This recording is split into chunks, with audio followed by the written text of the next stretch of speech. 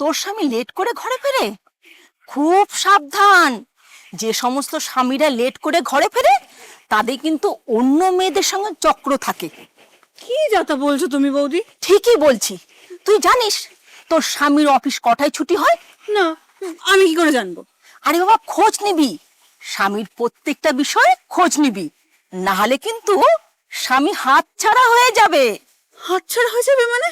অন্য মেয়ে তোর স্বামীকে নিয়ে উধাও হয়ে যাবে, আর তোকে বসে বসে দুদুল চুষতে হবে। কি বলছো কি বৌদি? ঠিকই বলছি, এখনো সময় আছে, স্বামীর উপরে নজর রাখ। আমি কি করে নজর রাখবো বলো তো? সকাল 9টায় ঘর থেকে বেরিয়ে যায়, আর রাত 11টা অফিস থেকে বাড়ি ঢোকে। আমি কি সংসার সমস্ত কাজ ফেলে ওর পেছনে পেছনে ঘুরবো নাকি? ঘুরতে হবে, স্বামীকে হাতের মুঠোয় রাখতে গেলে অনেক কিছু করতে হবে। আচ্ছা, তোর স্বামী কি মেয়ের নেশা আছে? মেয়ের নেশা মানে? ওহ, সত্যি তুই না এটা আস্ত পাঠা। আরে মেয়ে মানে মেয়ে দেখলেই গদ গদ হয়ে যাওয়া, মেয়ে দেখলেই জোর করে ভাব জমাতে যাওয়া, বুঝিস না? এসব আমি কি করে জানবো?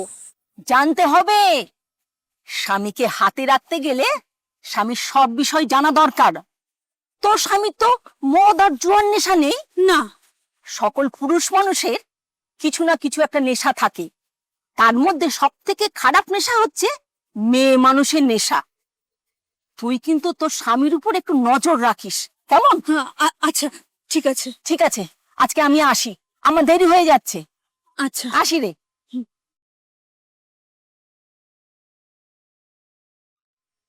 অনিতা, এই অনিতা, কোথায় যে গেল?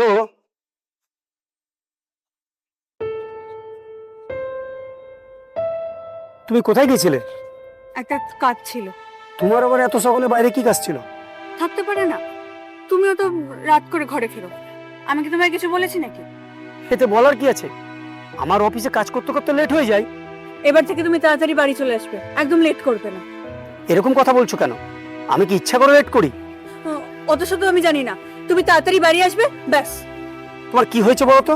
কিছু হয়নি, তুমি আজ তাড়াতাড়ি বাড়িতে আসবে, এটাই আমার শেষ কথা।